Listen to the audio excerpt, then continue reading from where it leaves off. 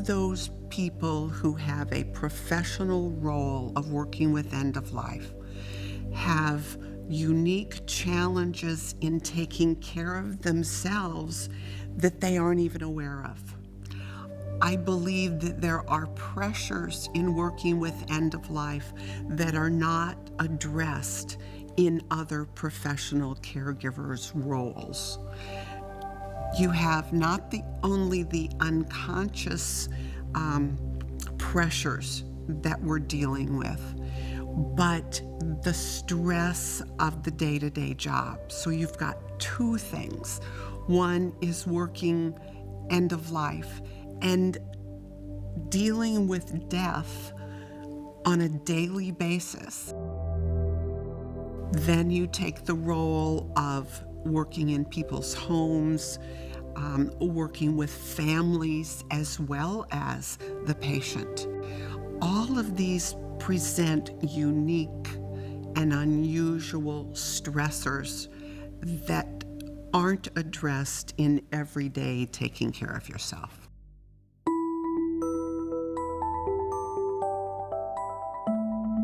We get into people's lives and we see all of their dysfunction. And when people are under stress, their coping skills go down, and so they're even less able to function. They're even more dysfunctional. And we go in there and we see this mess and we want to fix it all. But that's not what we're there for. As end-of-life caregivers, our job, our goal, is to teach, support, and guide the patient and family to have a gentle, meaningful death.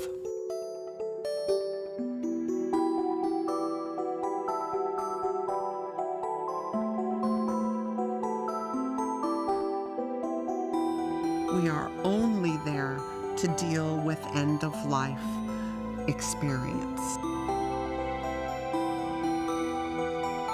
And for us to stay healthy, we have to recognize there's a line.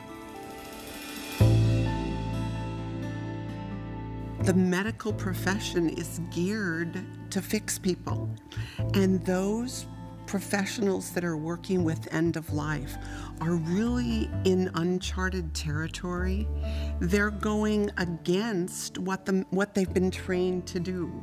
You know, they're like the salmon going upstream.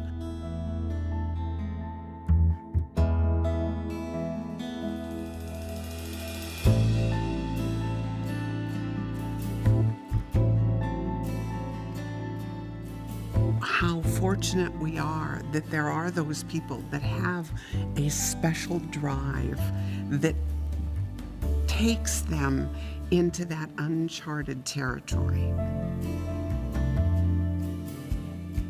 It's uncharted because we are this death-denying society. It's uncharted because for years people have gone to hospitals and died away so that we didn't see it. We didn't know really what dying was like.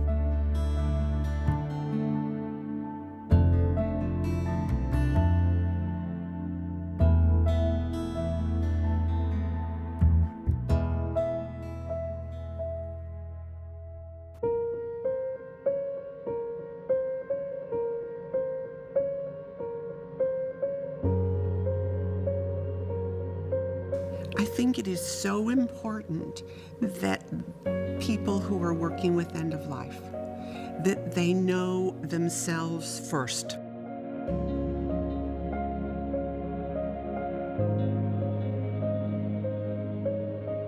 Part of working with end of life is you've got to know what your belief system is. What do you think happens when a person dies? What do you think happens after life? Because that's going to affect what you bring to the bedside.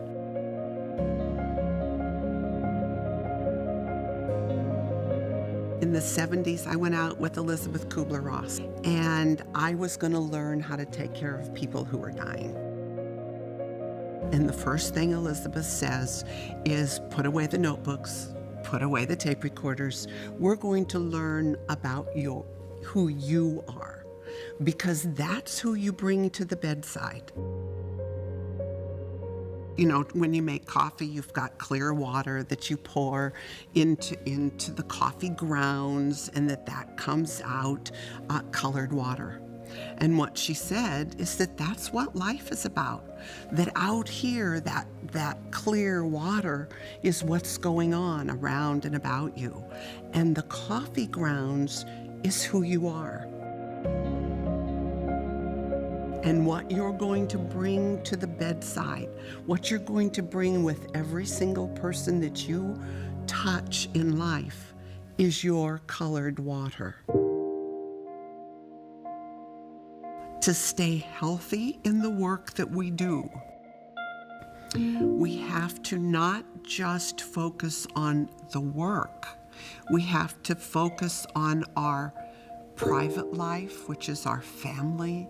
We have to focus on our physical health, which is eating, which is sleeping.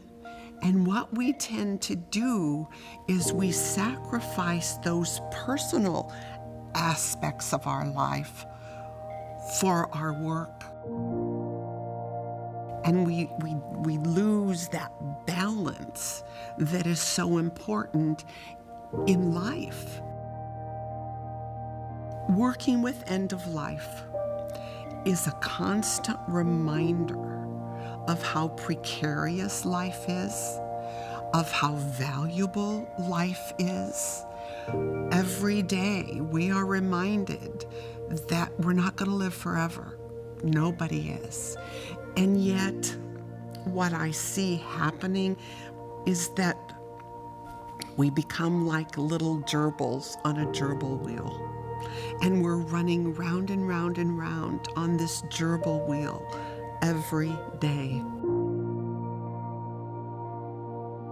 And then one day, we wake up dead. And when we wake up dead, we say, oh, but wait a minute. I didn't get to do this, and I wanted to do that. We in end of life have been given a gift, and that's a gift of recognizing how precious life is.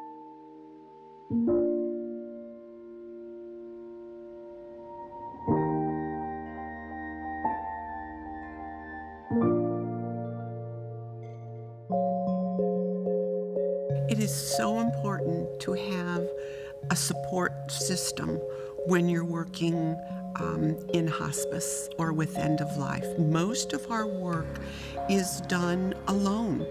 We're in a car alone. We're someone's in a patient's home alone, and we go home and we chart alone.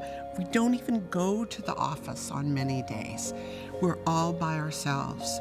And that isolation is not good for us. I think that each person in working with end of life needs a buddy.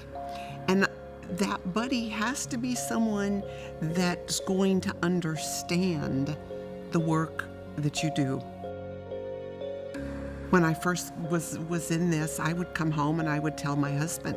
He was my buddy, and I would talk to him about my day's work. And after a very short while, he said, you know, Barbara, I love you a lot, but you can't tell me these things. I can't deal with the stuff you're talking about. So what would be ideal is if every agency had a policy that was part of their program, that you were assigned or picked a support person. Because there are situations that are going to occur where we need to debrief immediately. You know, we see some really, not just sad, but sometimes some horrific life situations. And to get back back in your car by yourself and carry that is very, very unhealthy and will lead to burnout. Another aspect of taking care of yourself is journaling. Just telling your story down on paper on a daily basis. And it isn't just about what's happened to you in your life each day, but I also like to add to journaling how great life is. Make it also a gratitude journal. It's a discipline of, I am going to do this for me. And we people pleasers, and that's who we are in this helping profession.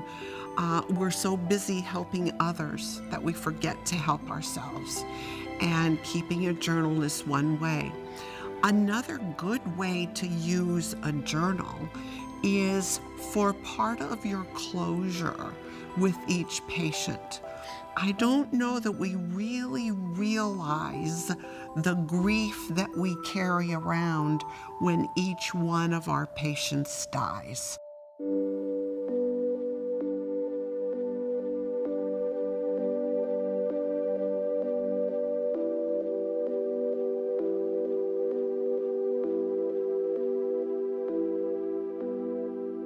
It was about a year after I was doing this work. I went to a grief workshop and I fell in a little heap on the floor. And all I kept saying was, there are so many ghosts.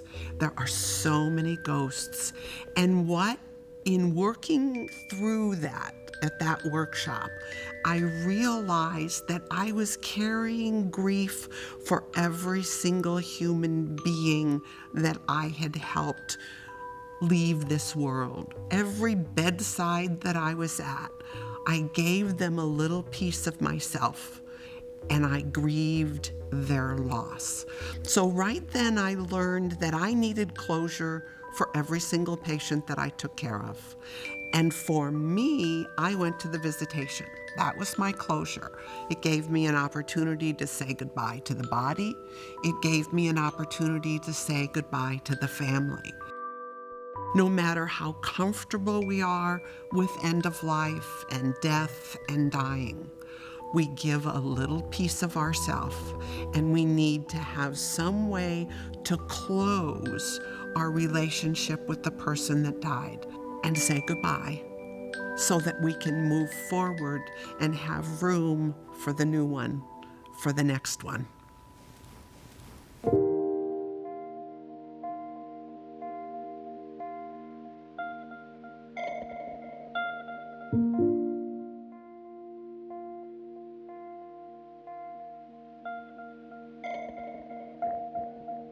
One of the prime skills that we end-of-life caregivers need to cultivate is being a good listener.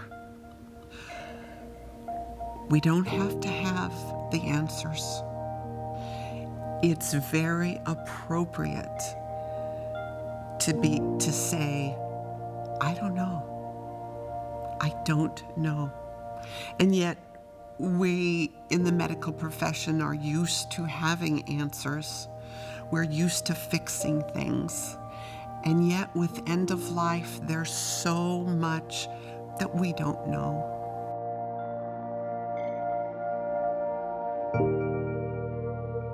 Because of that, listening skills are vital. And as end of life approaches for the patient, words aren't important at all. They're so withdrawn from their physical body that it's the presence, it's the touch, that's the healing and the comfort that we as caregivers can bring. And yet, we often go home at the end of the day and say, what did I do? We often criticize ourselves because we didn't have answers, because we didn't have something we could do. So in taking care of ourselves, we need to remind ourselves that, hey, I was there. I was a presence and I was a listener, and that was healing in itself.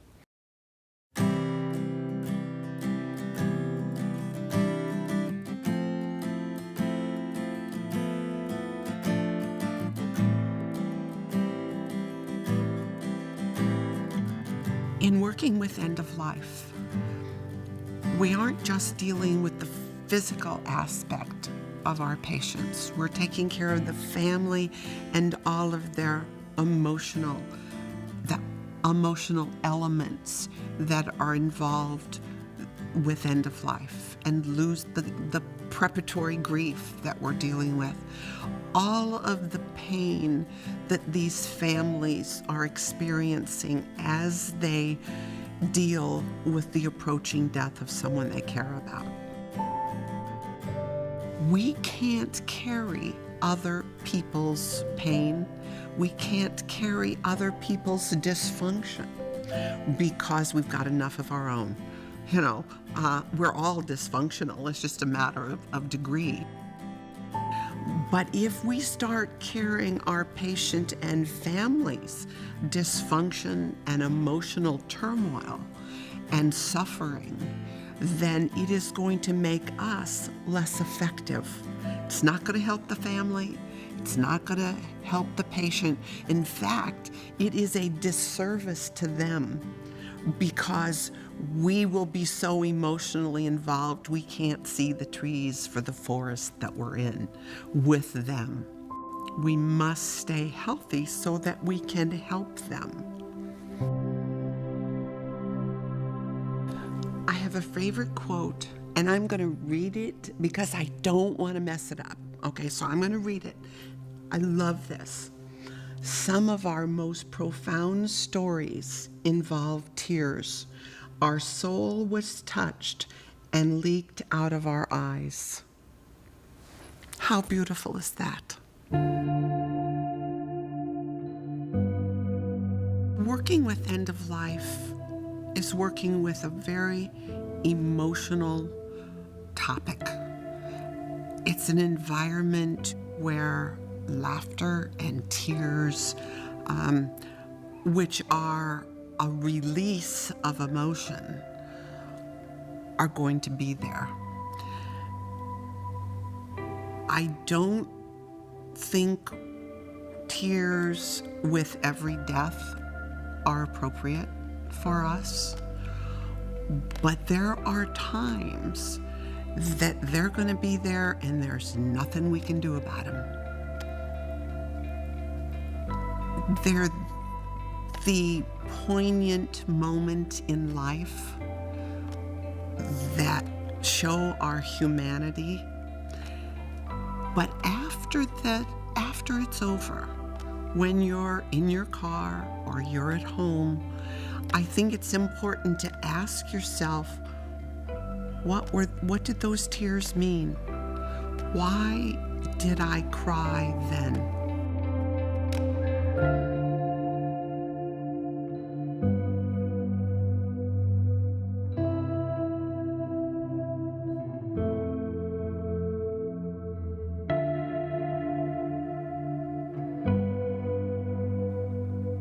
I remember walking into a room and there was a college boy in bed, hospital bed. His girlfriend was sitting on the bed. They were listening to music. And I walked into the room to meet him and burst out in tears. Right there in front of he and his girlfriend, and his mother was behind me. And I am a mess. And I haven't even said hello. And I turned around and I walked out of the room, and his mother is coming up to me, and I'm trying to get myself together. And I said, I have a son at KU. And I walked in and I saw him, and I felt all the pain that must be involved here.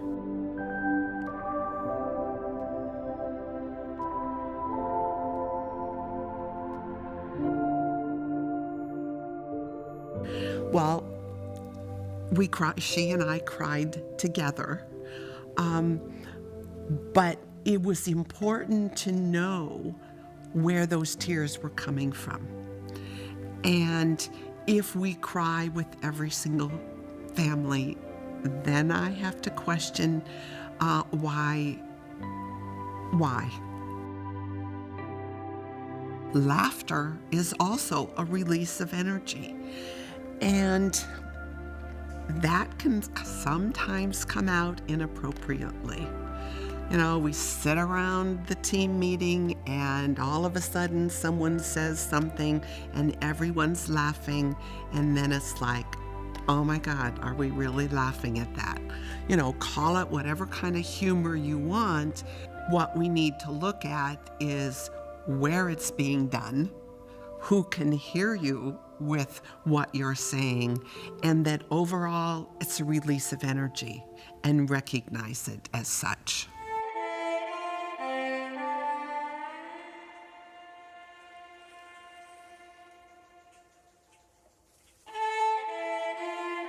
In our work, we often see some of the most negative aspects of people. They're stressed, their families are stressed, they're scared, and fear often comes out in anger. And then it's, I need a hook for this anger. Where am I going to put this? I'm mad at God for letting Mom die. I am mad at the doctors. I am mad at Mom for smoking 20 years and now dying. But where am I going to put all of this anger? Well, I don't want to be angry at Mom because Mom's dying. And I don't want to be angry at God because I don't want to hedge my bets.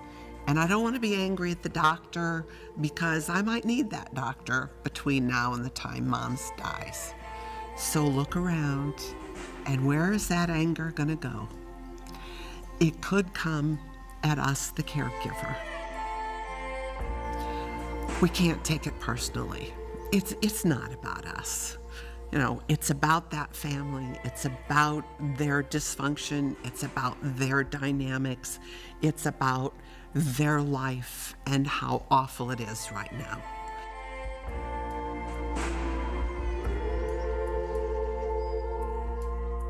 Here's the other side of that. We're the ones that are experts in people skills. We are the ones that can diffuse these kind of situations. That's what we're good at. That's part of our job. That's what we're trained for. And this is also the time where you get in the car and you call your buddy and say, you're not going to believe what just happened to me.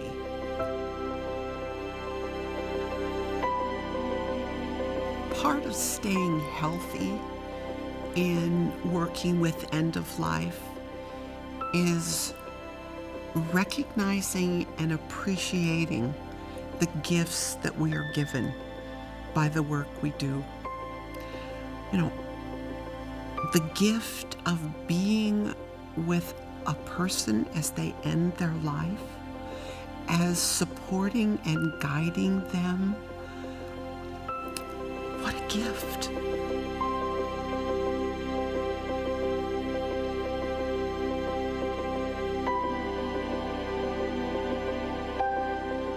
It's that same spiritual energy that you feel with the birth of a child.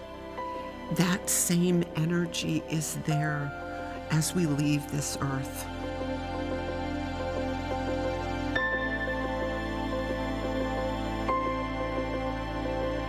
The gift of life, of recognizing that we have life.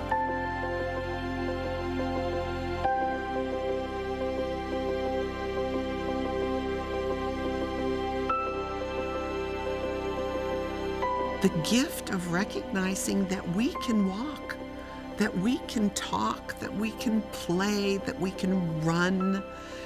All that we have, our health, our family, all of the gifts that we have. We're reminded every day that a lot of people don't have them.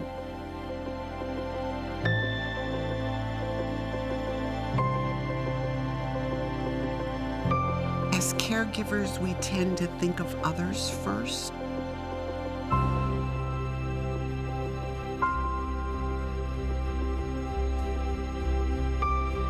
My advice to caregivers about taking care of themselves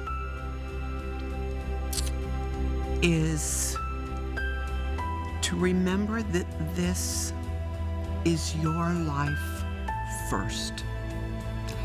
And what do you want your life to be? When my mother was dying and she was in my living room, every night I would go in and I would tuck her in and I'd kiss her goodnight and I'd say, "Mom, what did you trade a day of your life for? What was special about today?" And one night she said, "I can't think of anything." And I realized that that was a lost day. A lost day of her life and a lost day of my life.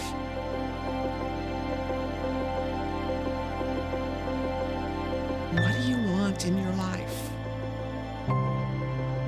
To take care of yourself, you've got to find what you want.